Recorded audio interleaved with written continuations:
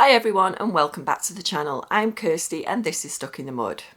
If you have been finding my videos helpful, it'd be great if you could like the videos, and if you haven't already, why not subscribe to Stuck in the Mud, because I want to help as many people with OCD as possible.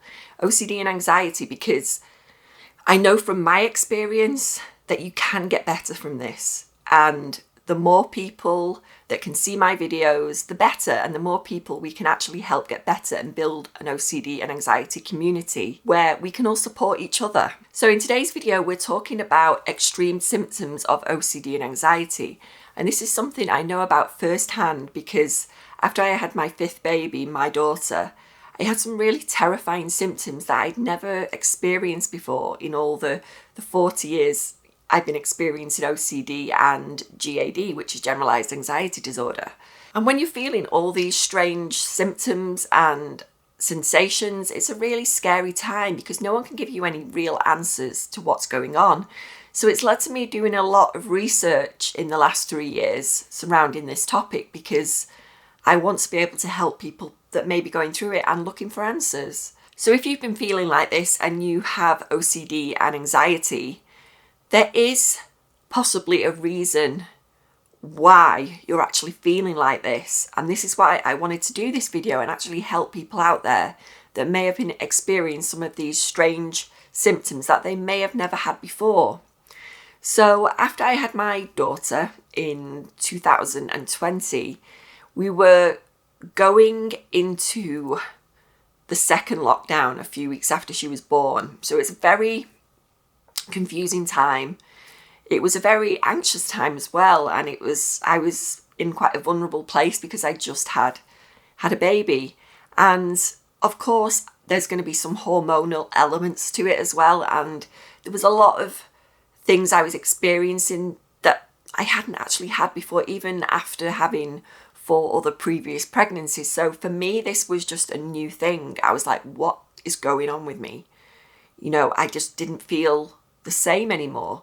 But of course, with so many outside influences as well, like the pandemic, I was also going through a time when my mother was ill as well, and it was a challenging time. I just had a baby and I was having some symptoms which I would like to see if any of you guys out there have experienced similar.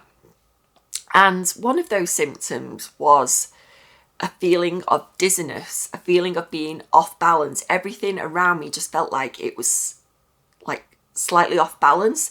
I wouldn't say anything was feeling really spinny, nothing like that. And the dizziness, it's hard to describe. It was definitely a sensation of dizziness, but I mostly felt just like everything was slightly off balance in my reality. When I woke up, when I walked around, when I moved around, everything just felt slightly off. And I just felt so disorientated. It was that kind of slightly swaying motion that I felt. And it was terrifying because I honestly felt like this was going to be me forever. This was actually going to be the way my life was now. Everything would feel off balance forever. And it's something I would have to get used to. And I was constantly having panic attacks at this time. Like 24/7. The moment I woke up, they would start. I would dread waking up and going through it all again, just going through the constant panic and the constant worry and rumination over what was wrong with me because it felt really strange. And I just had a baby, so I was very aware that I'd had a C-section and there could be complications from that. So I think I did get quite a bit of health anxiety after my daughter as well. And I was constantly feeling panic. I was constantly in a state of fight or flight, that primal fear. And I didn't have anything that anyone could put their finger on. That I'd go to the doctors, I'd be in and out of the hospital and they'd be doing tests on me, but no one could actually say what was wrong with me. And it was only really myself doing the work and, looking into what possibly could be wrong that I actually started to come up with some answers. I also felt a lot of the feelings of disassociation and derealization. So that feeling of being disconnected from myself and disconnected from the world around me. And I would feel like everything just wasn't real anymore. Everything, the whole world felt different to me now. And it came on very suddenly. This wasn't something that instantly happened to me after I had the baby. It was something that came on over a few weeks when I was feeling a lot of panic. And then the symptoms just seemed to blow up. They just completely blew up. I had a very, very intense panic attack. And I was going back on some medication, some antidepressant medication. And the panic was just so intense, and it was unbearable. It was completely terrifying, and I wouldn't wish it on anyone. A lot of these symptoms then tended to kind of build and just get worse, and I got more symptoms, and it just compounded. It just really did over the next few weeks. I did end up getting a very severe kidney infection, which led to blood poisoning, which kind of turned into the start of sepsis. So that was quite terrifying as well. But I do think a lot of that was the fact that I was in a bad place mentally. You know, my OCD symptoms were getting worse. I was suffering a lot of intrusive thoughts, and I was having a lot of rumination. I just ruminated all day long. I was looking up on forums. I was just constantly looking up symptoms and trying to figure everything out and get really involved in it and just trying to come to some kind of conclusion to why I was feeling this way. I do feel like that impacted my physical health in that I then developed a really, really bad infection where I ended up in hospital for, I think it was about 4 nights on IV antibiotics, which I then had to have IV antibiotics at home through the community. And of course, that was a scary time. You know, we were also in the second lockdown. So it was challenging. It was very difficult. And all these symptoms just got worse and worse. Even after I came out of hospital from that infection, it was just the off-balance feeling was there. I was having a lot of pain in the back of my head here. And I was feeling clogged ears. That's how I describe it. It was a feeling of fullness in both of my ears. And what I realised about that in the end was the fact I was clenching my jaw. I was so tense. I was probably feeling a lot of stress and tension and anxiety, and I would clench my jaw all the time. And I know that some people can grind their teeth, you know, they can have that feeling of, you know, their equilibrium being off, because you have feelings of like you're having vertigo.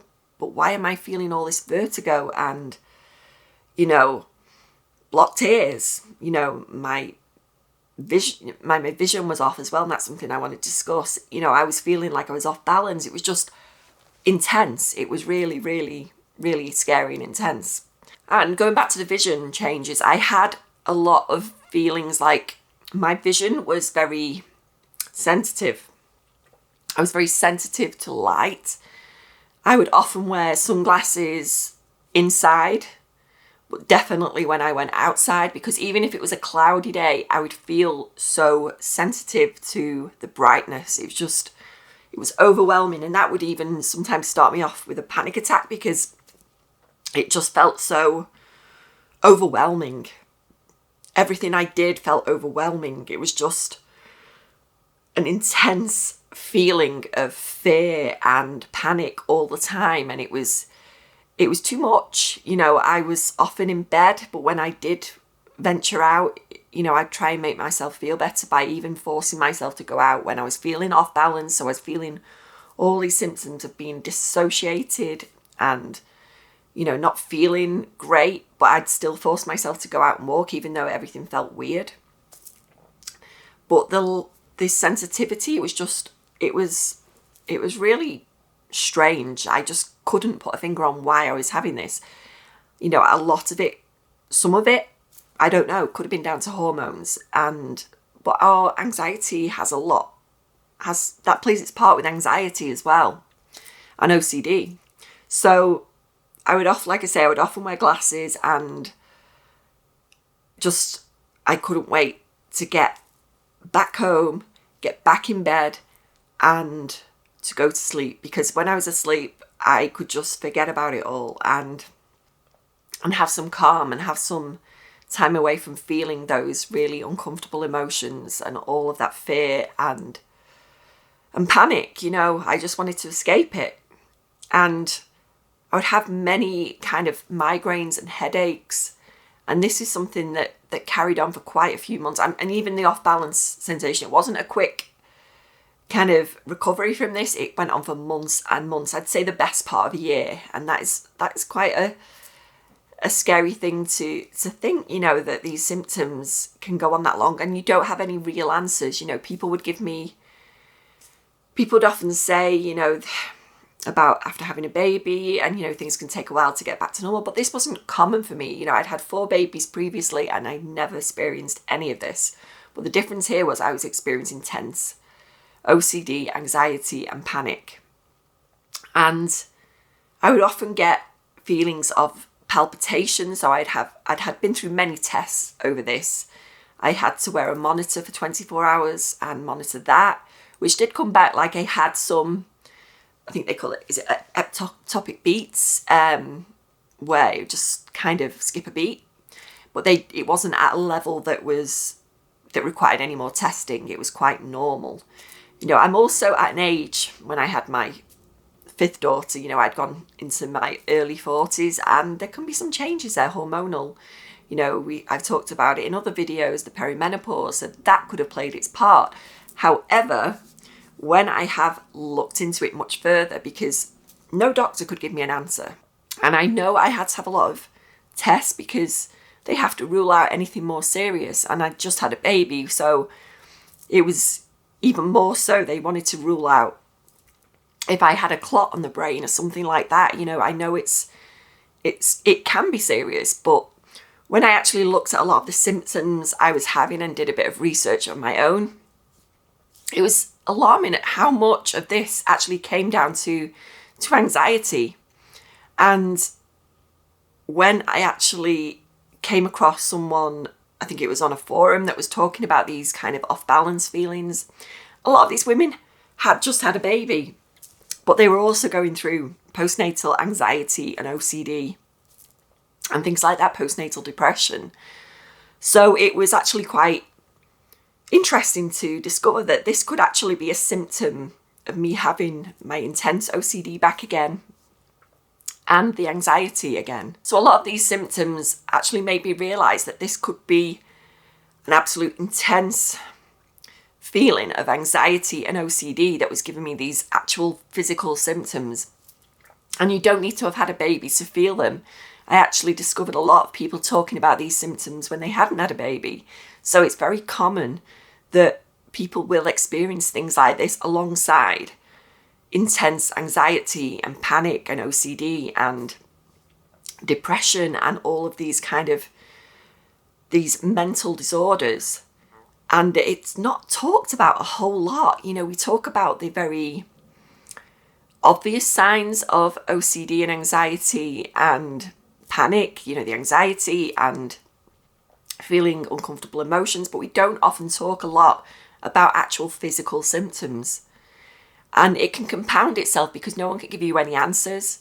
And I think we get very focused on how we're feeling and our sensations within our body, and we can get hyper-focused in on that and hyper-vigilant over any changes within our body and the way we're feeling, and we can get obsessive over it, like really obsessive. I became so obsessive, like I was looking for answers from the moment I woke up to the moment I went to bed. And in a way, I did get some answers. I don't always condone saying we try and work this stuff out, but the way I was feeling at that time, I was so scared and overwhelmed, and I wondered if I was going to be like this forever. And no one could give me any kind of answers. I felt the need. I had to find out what was wrong, and everything pointed to this. So once I knew that I'd had everything checked and everyone was saying I was fine physically, but I was experiencing symptoms, I came to the conclusion myself even, and spoke to my doctor about it, that I think I'm experiencing severe symptoms of anxiety. And they did actually agree in the end, and we decided it was good that I go through my therapy again with my psychologist, and also attempt to get back on some kind of medication, because I'd had an early reaction with an older drug I used to take, and I was feeling very nervous about that, the prospect of starting something new. But I did, and I went through the whole process of the therapy again and talking to my psychologist, which was really helpful. And I got back into the whole metacognitive therapy, which has been definitely the most helpful for me personally with my OCD and anxiety. And I had to kind of give up searching for answers, because although I did kind of come to a conclusion that it was all anxiety and panic, I was never really satisfied. I still kept looking and searching and wondering. And although I 95% believed it was all OCD and anxiety related, there was a little part of me, because we seek certainty with OCD, I wasn't 100% certain. So I was still always looking, just checking in with my symptoms, that they were getting better, or, how am I feeling today? And just really, being over aware and hyper vigilant about the way I was feeling. And with metacognitive therapy, I couldn't do that anymore. I had to let those feelings be there, but not get so involved with it, not research anything, not try and work it out. And when I did start doing all this, I got back on some medication as well. And I do believe the medication therapy works well together, because it makes it easier to leave those thoughts alone, leave those intrusive thoughts, and not seek assurances all the time, and not, try and work stuff out. It was easy to let that go and leave them be, let them be there without, just tripping up over and over again.